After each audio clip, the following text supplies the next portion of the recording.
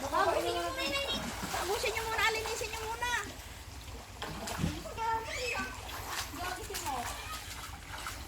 Bakit ba binaarin? Dali mo na yan. Anak ng puting. Kawakan tayo.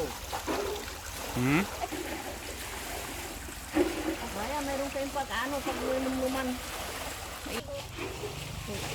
Sabi ko nga kay Pido, sabi ko doon sa prito natin, sabi ko maraming kami tayo. Susubukan ko isang prito doon na eh.